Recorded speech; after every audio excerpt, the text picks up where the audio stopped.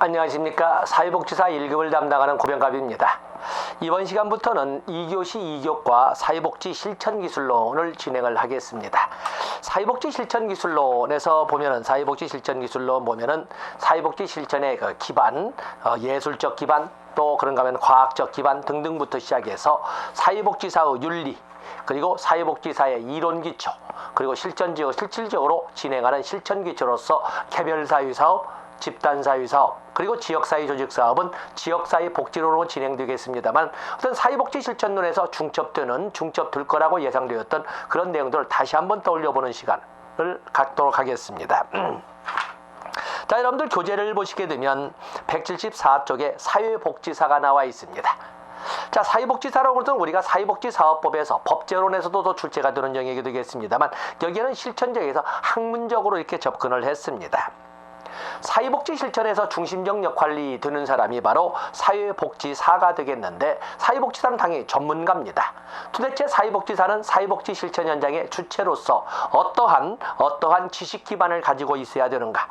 그래서 174페이지에는 거기 사회복지사의 지식 기반, 간단히 한마디로 한다면 사회복지라고 하는 것은 휴먼 서비스라고 하는 것처럼 인간에 관한 모든 영역은 바로 그에 관련된 모든 영역에 관련된 그 지식이 바로 사회복지사의 지식 기반이 되겠습니다. 몇 가지 예를 들어 보면, 사회복지사의 지식의 기반으로서는 지식 사용에 있어서 창조적이고 심사숙고적인 태도와 능력, 특정 분야나 클라이언트 집단에 대한 지식, 실천 이론에 대한 지식, 인간에 대한 기초 지식, 인간의 사회작용이나 사회상황에 대한 기초 지식, 또 광범위한 인문학적 지식 등 굳이 별도로 암기하지 마시고, 인간에 관련된 모든 영역에 관련된 것은 당연히 사회복지사의 기초 지식 기반이 되는 것이고, 또 그런가 하면 그것을 창조적으로 사용하려는 태도와 능력 또한 대단히 중요한 지식 기반이라고 설명할 수가 있습니다. 다음에 사회복지사의 전문가로서 역할을 보면은 교재에서 제가 지시적, 중범위적, 미시적, 중범위적, 거시적 역할과 그리고 집단적 역할을 이렇게 설명을 했습니다. 여기에 나와 있는 역할이라 해서 모든 그 역할인 건 아니고, 자, 여러분들 알다시피 사회복지 실천, 사회복지 실천의 범위, 사회복지 실천의 범위 또는 대상을 기준으로 한 분류, 이렇게 본다면 여기는 미시적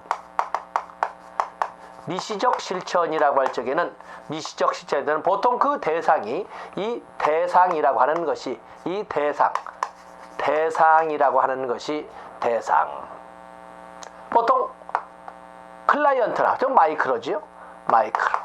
마이크로 접근은 이건 클라이언트나 또는 그 가족을 대상으로 합니다.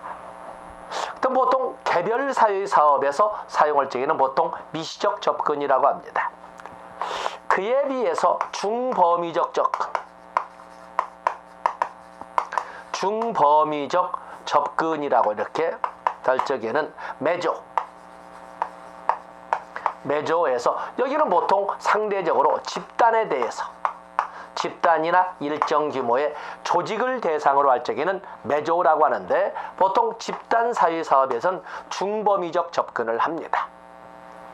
그에 비해서 거시적 접근, 거시적 실천이라고 이렇게 하면, 여기는 매크로 할 적에는 요즘에는 국제화된 거대 규모의 조직도 있기 때문에 여기에는 지역사회나 거대 규모의 조직도 볼 수 있는, 여기는 지역사회 조직사업에서는 사회복지 실천에서 이렇게 거시적 접근, 거시적 실천이라고 합니다. 자, 이렇게 실천도 하지만 각각의 범위에서 사회복지사는 어떤 역할을 해야 될까? 미시적 접근에서는 클라이언트나 클라이언트 가족을 위해서 돕는 조력자, 중개자, 옹호자, 또 교사, 이런 역할들을 주로 한다고 합니다. 꼭 이걸 가지고, 왜냐하면 이걸 출제를 드물게 하는 것은 이에 대해서는 이설이 충분히 존재할 수 있기 때문에 함부로 이것만 그 역할이다라고 답을 할 수가 없기 때문에 그렇습니다. 그래서 미시적 역할에서는 여기 나와서는 조력자라든지 이네블러, 뭐냐면 가능케 하는 자, 이렇게 하죠. 조력자, 조성자, 이네블러 같은 개념으로 이렇게 쓰시면 됩니다. 또 그런가 하면은 중개자, 중개자, 또 그런 거에는 옹호자, 대변인 또는 교사와 같은 역할을 한다고 되어 있습니다. 그다음에 중범위적 역할로서는 조직간, 집단간, 촉진자, 또 중재자. 왜냐하면 조직이나 집단 간에는 갈등이 있을 수밖에 없는 거 아니겠습니까? 그러다 보니까 그들의 갈등을 거중 조정하는 이런 중재자, 중재자 또는 훈련가, 직원 개발을 위한 훈련가의 역할도 수행을 한다고 합니다. 그에 비해서 집단적 야바정 거시적 역할로서는 거시적 지역사회를 대상으로 하는 걸로 볼 적에 이 계획자 또는 행동가, 현장 계획가 이런 역할들을 한다고 합니다. 내가 이제 지금 여러분들에게 암기를 요구하지 않습니다. 이런 등등을 이 교수들은 예로 들고 있다. 그에 비해서 집단적 역할로서는 집단적 역할, 사회복지사는 이런 사회복지 실천을 할 적에 혼자만 이 역할을 수행하는 것이 아니라 여러 사회복지사들과 같이 힘을 합쳐서 역할을 수행하기도 하는 거거든요. 그럴 때 집단적 역할에는 동료로서 또는 촉매자로서 또는 연구자나 학자로서 이런 역할을 수행한다고 되어 있습니다. 자, 집단사회사업에서 특히 또 보면 집단사회사업에서 사회복지사가 사용하는 핵심적 기술로서는 행동기술, 자, 작은 것이 볼 것도 없고 행동기술 또는 자료 수집 및 평가기술, 또 집단과정 촉진기술 등이 필요하다고 되어 있습니다. 좋습니다. 자, 넘어가 보겠습니다. 이제는 전문직으로서 사회복지사가 나와 있는데 전문직으로서 사회복지사.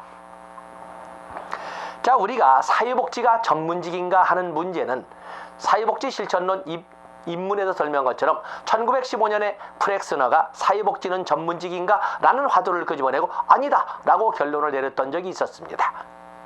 바로 아니다. 바로 이런 과정에 1917년부터 리치몬드를 시작점으로 해서 사회복지계가 전문직으로 자리 잡기 위한 이런 노력을 경주하게 되는데 그렇게 해서 1915년 프렉스너의 비판부터 약 10년 사이에 사회복지는 전문직으로서 위상을 갖추게 됩니다. 사회과학적 지식도 갖추게 되고 또 독자적인 지식 기술 체계도 갖추게 되고 또 전국 조직도 갖추게 되고 또 전문직으로서 강령도 갖추게 되고 이런 등등의 이런 전문직으로서 조직을 갖추게 되는데 자, 거기 보면은 적어도 사회복지사가 전문직이 되기 위해서는 어떤 조건이 필요한가 해서 거기 176페이지 프렉스너가 말한 6개의 기준이 나와 있습니다. 전문가들은 이타적이고 사회적 목적 달성을 위해 노력할 것. 이타적 또 사회적 목적 달성 줄쳐놓으시고 또 직능 집단을 결성할 수 있어야 된다. 그래서 사회복지도 전국 조직이 만들어지죠. 그래서 거기 보면 둘째 줄에 전문가 조직을 구성할 것. 세 번째, 전수 가능할 것. 그렇기 때문에 이로 인해서 미국 사회복지계도 이런 사회복지라는 전문 지식과 기술을 전수하기 위해서 많은 교육기관이 만들어지고 그 사이에 석사 과정까지 등장하게 되는 거거든요. 그래서 전수 가능하며 고도의 전문화된 교육훈련을 통하여 구사하고 전수할 수 있어야 할 것. 말하자면 교육기관이 있어야 됩니다.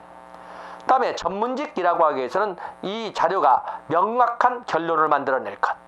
또 과학과 학습을 통하여 기초 자료를 이끌어낼 것. 또 강범위한 개인의 책임성을 기초로 한 지적 활동일 것. 그래서 프렉스너가 말하는 6가지 기준 이런 것 등이 있다. 어떤 프렉스너라고 하는 사람은 5개의 이유를 들고 사회복지는 전문직이 아니다 라고 이렇게 비판했던 사람으로서 적어도 사회복지가 전문직이 되기 위해서는 전문직으로서 말하는 전문직으로 필요한 것은 이러한 조건을 갖춰야 된다라고 제시를 했다는 것입니다. 그 다음에 사회복지 전문직의 정체성과 가치체계가 나와 있는데 사회복지 전문직만의 정체성 그 어느 영역과도 구별될 수 있는 뚜렷한 독특성으로서는 거기 보면 사회복지만의 기본적 지식과 체계론적 이론이 있어야 되고 또 사회복지만의 독자성을 갖기 위해서는 사회복지만의 그 어느 영역과도 차이가 있다는 독자성을 가지고 있다는 사회적 승인을 받아야 되고 당연히 권위가 있어야 됩니다. 권위와 문화. 그래서 전문가의 힘으로써 전문가로서의 권위와 전문가적 문화가 있어야 됩니다.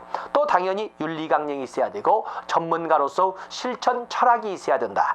이래야 사회복지는 전문직으로서 그 다른 영역과 확연히 구별될 수 있는 이런 독특성, 정체성을 인정받을 수 있다고 설명을 합니다. 그래서 거기 사회복지 전문직의 정체성 하나 체크를 해놓으시면 되겠습니다. 다음에 177페이지로 가서 보시면 사회복지 실천의 전문직 기반이 나와 있지요. 사회복지 실천의 전문직 기반이 나와 있습니다. 자, 자, 이 사회복지 실천의 전문직 기반은 과학적 기반과 예술적 기반으로 이렇게 설명할 수가 있는데, 과학적 기반과 예술적 기반. 여러분들은 우리가 실천론에서 60페이지를 보시면서, 잠시 60페이지를 넘어가 보시면 사회복지 실천에서 사회복지사는 과학자로서의 위상도 가지고 있다. 그래서 과학자로서의 사회복지사가 나와 있죠. 그런 것처럼 사회복지사가 이끌어가는 사회복지 실천은 과학성을 띠고 있어야 됩니다.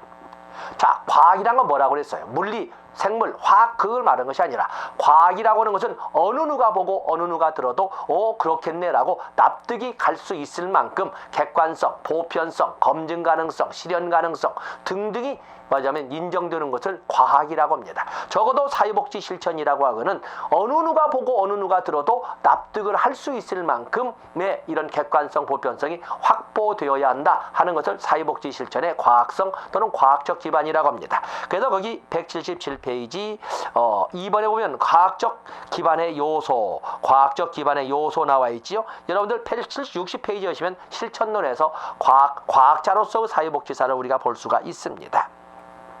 자, 거기에 보시면 과학적 기반의 요소에서 인간행동과 사회환경에 대한 지식, 사회복지 전문직에 관한 지식, 사회현상에 대한 지식, 사회현상의 움직임에도 아주 민감해야 돼요.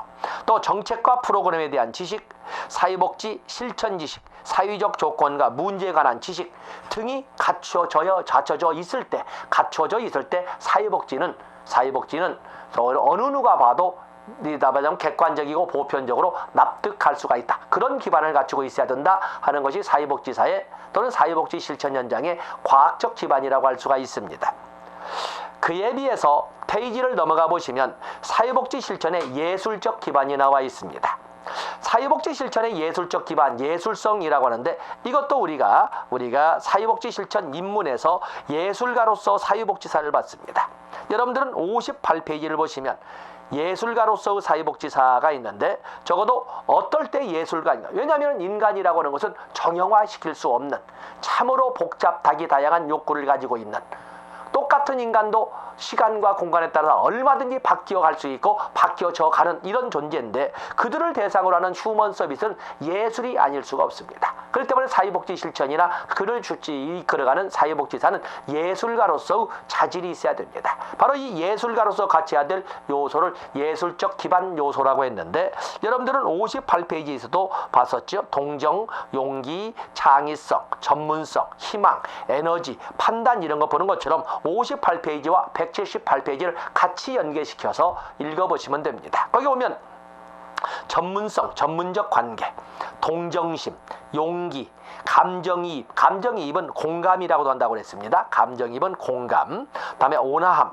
다음에 진실성, 진실성이라고 하는 것은 일치라고도 합니다. 일치. 또 희망적 기대, 인내심, 융통성, 상상력, 창조력, 건전한 판단 능력, 자, 이런 것들이 있죠. 거기 보면은 체크할 것은 다른 건 없지만은 10번의 상상력과 상상력, 다음에 7번의 희망적 기대와 에너지, 5번의 온화함, 나머지는 쭉 보더라도 당연히 사회복지 실천에서 있어야 할 것 같습니다. 근데 그 5번의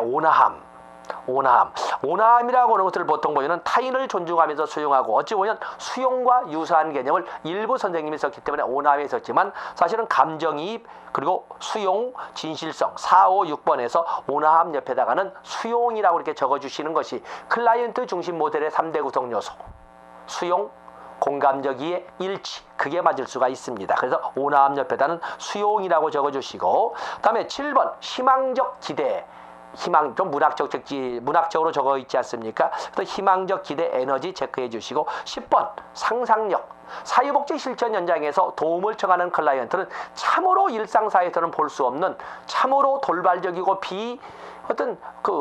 상식으로는 접근할 수 없는 이런 문제를 가져오거든요. 그렇기 때문에 정형화된 어떤 해결책을 가지고 접근할 수는 없습니다. 그래서 사회복지 실천 현장에서 예술성이라거든, 바로 어찌 보면 이 상상력에 의해서, 창조성과 생산력에 의해서 만들어지지 않느냐, 이렇게 볼 수가 있습니다. 다음에 179페이지 보면 어쨌든 사회복지 실천의 전문적 기반에는 과학자로서의 기반, 예술가로서의 기반, 또는 과학성과 예술성을 전문적 기반으로서 이렇게 설정을 합니다. 과학성과 예술성입니다. 다음에 사회복지 실천 방법의 분류 보면은 뭐 체계의 규모에 따라서 다시 똑같이 마이크로 접근, 메조적 접근, 또 거시적 접근 좋습니다. 또 그러면 사회복지 실천 범위에 따라서는 개별 실천, 집단 실천, 가족 치료, 또 사례 관리 등이 있습니다. 다음에 클라이언트의 접촉 유무에 따른 분류가 나와 있는데 접촉 유무에 따른 분류. 자, 여기는 우리가 좀 잠시 우리가 판서를 좀 해볼 필요가 있지요. 접촉 유무.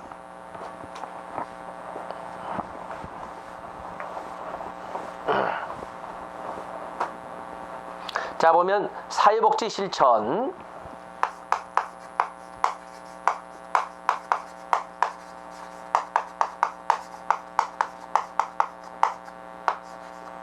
클라이언트와의 접촉 유무를 가지고 이렇게 설명을 했습니다.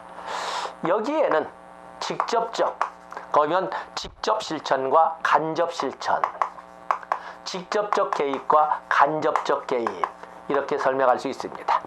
우리가 실천론에서 강의할 적에 사회복지 실천 과정에는 세 번째 단계 사정 단계가 있고, 이 사정 단계를 넘어서면 사정 결과를 명료히 하고 그의 개입 전략을 구체화해서 바로 개입을 하게 되는데, 개입이 바로 실천 영역이죠.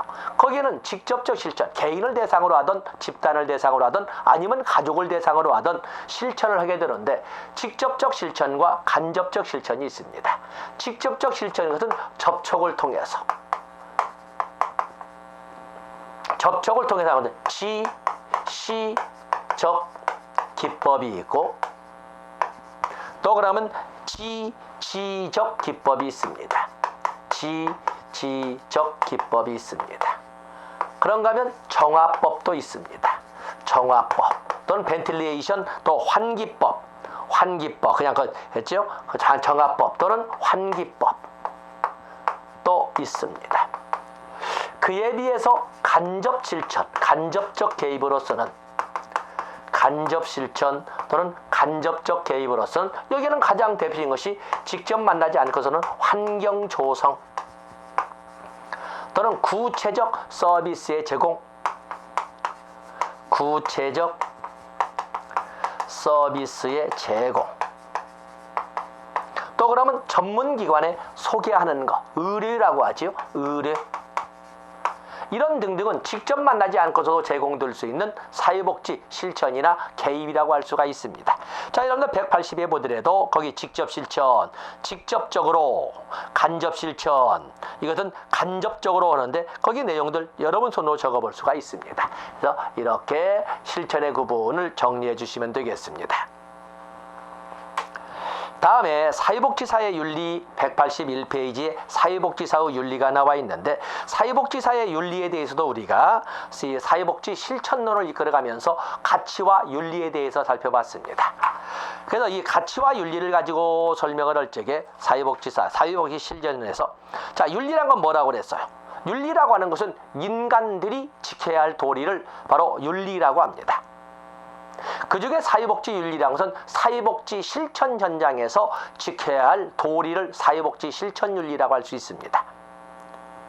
무엇이 더 좋은가 아닌가를 따지는 것은 가치지만 무엇이 옳고 그른가를 따지는 것은 윤리라고 그랬습니다.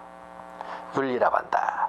그런 것처럼 거기 181페이지 1번에 3번에 보시면 윤리는 행동화된 가치이며 해야 하는 의무와 책임, 해서는 안 되는 것, 옳다 그르다, 당 부당 등의 개념으로 표현하는 것을 윤리라고 합니다. 어떤 윤리라고 하는 것은 이런 말 없이 인간의 도리로서 사회복지 실천 현장에서 지켜야 할 도리는 사회복지 윤리라고 하는 겁니다. 사회복지 실천 과정의 윤리 쭉 설명을 했습니다. 이것도 역시 앞에 사회복지 실천론에서 39페이지 가서 보시면 실천론에서 다뤄왔던 겁니다. 그래서 페이지 넘겨서 같이 보시면서 접근하시면 훨씬 더 좀 편하시라고 봅니다. 출제 비중은 그렇습니다만은 181페이지에 거기에 보시면 미국 사회복지사협회의 윤리원칙, 사회복지사협회 윤리원칙 보면은 서비스, 사회의 정의, 다음에 인간 존엄과 가치, 인간관계의 중요성, 또 성실성, 능력, 이런 것들 들었지만 우리가 가져가자고 했던 것은 바로 윤리적 딜레마에 빠졌을 때, 윤리적 문제에 빠져 있을 적에 어느 것을 우선적으로 배려해야 될 것인가 하는 노엠버그와 돌고프의 윤리적 그 갈등에 대한, 또 윤리적 상충시에 나타나는 바로 준거틀이었습니다. 준거틀이 나와 있지요. 그렇기 때문에 사회복지사의 전문적 윤리기준, 미국에서 말하고 있는 그런 뭐 성실이니 능력이니 뭐 인간 존엄이니 또는 뭐 인간관계의 중요성이니 이것도 중요하겠지만, 우리가 시험용으로 대비하는 것은 윤리적 딜레마를 해결하기 위한 준거틀로서 노엔버그와 돌고프가 제시한 것을 정리하셔야 됩니다. 그래서 윤리적 전문적 윤리기준,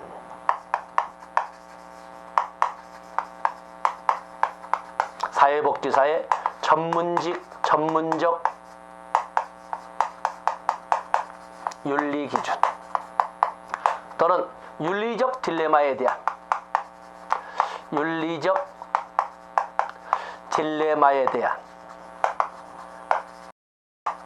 준거틀, 표현들이 다 이렇게 나왔습니다만 바로 이것을 특히 노엔버그 걸로 할 겁니다. 노엔버그와 돌고프의 주장을 가지고 노엔버그와 돌고프를 가지고 할 겁니다. 자, 첫 번째 했던 것이 뭐였어요? 만약에 윤리적 딜레마가 빠지게 된다면 우선적으로 배려해야 할 것은 생명보호라고 그랬습니다. 생명보호. 다음에 두 번째가 평등 가치의 다음에 두 번째를 두고, 다음에 세 번째가 자율성이라 쓰겠습니다. 그리고 네 번째, 어쩔 수 없이 타인의 권익을 침해한다 하더라도 최소 범위로, 최소 침해로 되지 않았습니다. 그리고 다섯 번째 가서야 삶의 질을 들었죠. 다섯 번째 가서야. 그다음에 여섯 번째가 뭐예요? 여섯 번째가 비밀보장입니다. 비밀보장. 그리고 일곱 번째가 뭡니까? 일곱 번째 진실성, 성실. 이렇게 우리가 적어볼 수가 있어요.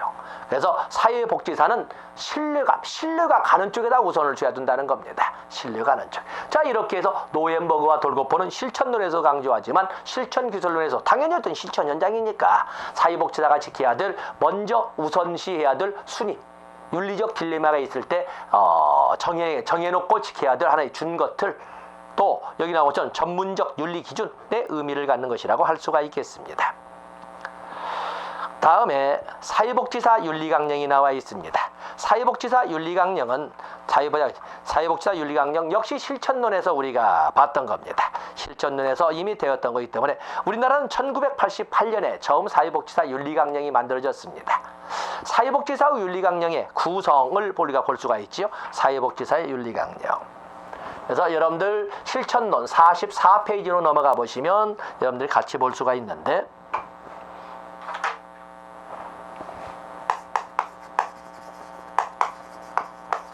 사회복지사 윤리강령. 자, 여러분 손으로 이미 다 적어봤던 내용들입니다. 그래서 1988년 제정에서 이렇게 돼 있죠. 그러면서 여러 차례 개정이 있었습니다만, 어쨌든 1988년에 가서야 우리나라는 사회복지사 윤리강령이 만들어진 겁니다.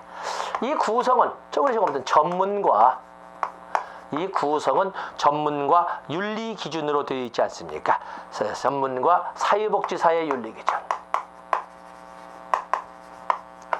사회복지사의 윤리 기준으로 되어 있는데, 사회복지사의 윤리 기준에는 기본적 윤리 기준, 사회복지사의 기본적 윤리 기준, 또 사회복지사의 클라이언트에 대한 윤리 기준, 사회복지사의 동료에 대한 윤리 기준, 사회복지사의 기관에 대한 윤리 기준, 그리고 사회복지사의 사회에 대한 윤리 기준. 자, 이렇게 있지 않습니까? 그리고 뭐가 넣었어요? 사회복지 윤리위원회 구성 운영에 관한 내용. 그래서 한국사회복지사협회가 구성 운영한다라고 규정되어 있는 것이 사회복지사 윤리강령의 전체 내용입니다.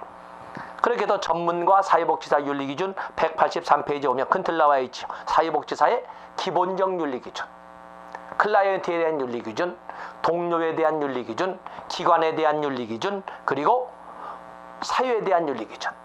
여기는 뭐가 없다? 국가와는 사유는 있으나 국가는 없다라고 이렇게 설명하지 않았습니까? 자, 그 생각나실 겁니다. 그래서 이렇게 구성되어 있다. 그 중에 전문에서 우리가 보는 것은 첫째 줄에 있는 인본주의, 평등주의, 두째 줄에 천부의 자유권과 생존권의 보장, 다음에 셋째 줄에 사회의 정의와 평등, 자유, 민주주의. 그렇죠? 쭉 있으면서 넷째 줄에 다섯째 줄, 여섯째 줄이군요. 개인의 주체성과 자기 결정권을 보장하는 데 최선 나와 있습니다. 그러면서 여덟 번째 끝에 줄, 전문가로서 능력과 품위를 유지하기 위해 노력. 그리고 그 옆에 우리는 클라이언트, 동료, 기관, 사유에 관한, 겠죠? 그렇게 해서 클라이언트에 대한 윤리기준, 동료에 대한 윤리기준, 기관에 대한 윤리기준, 그리고 지역사회에 대한 윤리기준을 같이 규정하겠다 해놓고 사회복지사의 기본적 윤리기준에 이렇게, 사회복지사의 윤리기준에 이렇게 같이 포함을 시켰던 겁니다. 그래서 여러분들 실천논편 페이지로는 44페이지를 넘어가 보시면 충분히 볼 수가 있습니다. 그러면서 이 중에 특히 사회복지사의 기본적 윤리기준, 사회복지사의 사회복지사의 윤리기준 중에 사회복지사의 기본적 윤리기준, 거기에는 전문가로서의 자세, 전문성 개발을 위한 노력, 또 경제적 이득에 대한 태도로 이렇게 구성되어 있습니다. 바로 그에 대한 내용을 쭉 정리를 했습니다. 때문에 여기는 전문가로서 183페이지에 오면 전문가 단체 활동에 적극 참여해야 된다.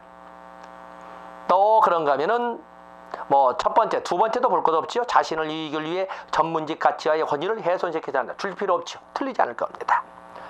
또 그런가 하면은 전문적 가치와 판단에 따라 업무를 수행함에 있어 기관 내유로부터 부당한 간섭이나 압력을 받지 않는다. 틀리지 않을 겁니다. 또 그런가 하면은 사회 정의 실현과 클라이언트의 복지 증진에 헌신하며 이를 위한 환경 조성을 국가와 사회에 요구하여야 한다. 어떠한 부당한 압력과도, 가장 밑에 나와 있죠. 어떠한 부당한 압력과도 타협하지 않는다. 자, 이런 것을 전문가로서 자세에 적고 있고, 그 다음에 페이지 184로 넘어가 보시면 사회복지사는 재반교육에 적극 참여하여야 한다. 또 사회복지사는 전문성 개발하기 위해 노력하되 이를 이유로 서비스 제공에 소홀히 해서는 안 된다. 다음에 3번 중요 표시하시고, 클라이언트를 대상으로 연구하는 사회복지사는 그들의 권리를 보장하기 위해 자발적이고 고지된 동의를 얻어야 한다. 고지된 동의란 말을 체크하셔야 되고, 반드시 알려야 할 것을 알려주어야 합니다. 또 사회복지사는 클라이언트에게 최상의 서비스를 제공하기 위해 지식과 기술을 개발하는 데 최선을 다하고 이를 활용하고 전파할 책임이 있다. 자, 이렇게 전문성 개발을 위한 노력을 했고, 특히 고지된 동의를 얻어야 한다. 다음에 경제적 이득에 대해서는 정당치 않은 방법으로 경제적 이득을 취해서는 안 된다. 당연하지. 그리고 2번 체크하시고, 사회복지사는 클라이언트의 지불 능력에 상관없이 서비스를 제공하여야 하며 이를 이유로 차별해서는 안 된다. 지금 책으로 볼 적에는 아무것도 아니지만 막상 시험지로 오면은 고개를 까웃까웃하는 영역이거든요. 클라이언트의 지불 능력에 상관없이 서비스를 제공해야 된다. 자, 거기에다가 여러분들이 체크를 하시면 되겠습니다. 그래서 3번에 2번도 체크하시면 됩니다. 자, 이 시간은 여기까지 하고 다음 시간에 바로 이론적 지식 기반으로서 다양한 이론들, 모델을 가지고 살펴보도록 하겠습니다. 다음 시간에 185쪽 정신 역동 이론, 일행사에서 배웠던 내용을 다시 복습하는 시간을 갖도록 하겠습니다. 고맙습니다.